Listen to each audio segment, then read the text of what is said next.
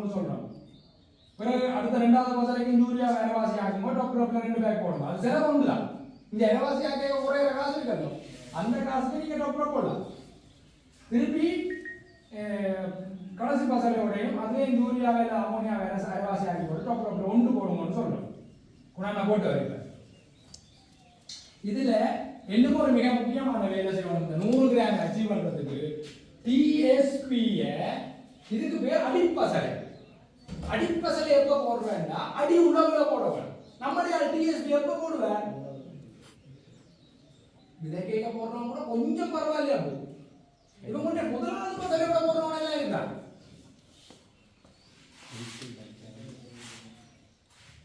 ரெண்டாவது பசலை போடுறவங்க இருக்காங்க. அவனுக்கு கேம்பிரிட்ஜ் யூனிவர்சிட்டியில் அக்ரிகல்ச்சர் போடுறாங்க. அடிப்பசலை அடி உணவுல போட வேணும். 40 kilo TSP department of agriculture recommendation 40 kilo TSP 21 நாளைக்கு முன்ன போடும். ஏன்னா டிஎஸ்பி கரையாது.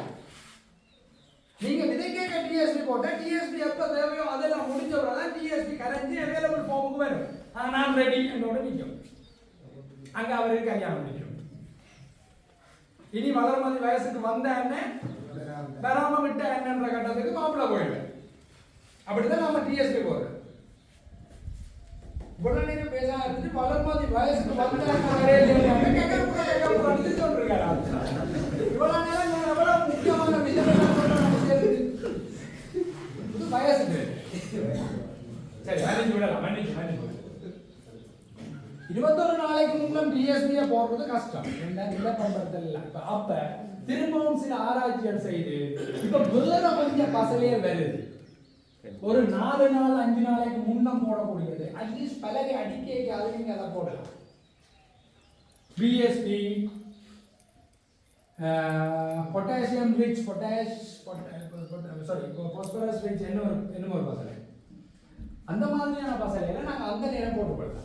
இல்லை இந்த 100 கிராம் நான் வடிவா சொன்னாங்க. வெண்பந்து கடின பந்துக்கு வெள்ளம் பண்ணிக்கிட்டாலே வடிவா பார்த்து கொள்ளணும்.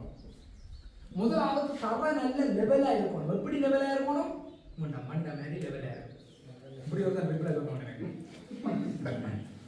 அது லெவல் இல்லை, நீ அதை விட லெவல் ஆக்கணும்னு சொன்னாங்க.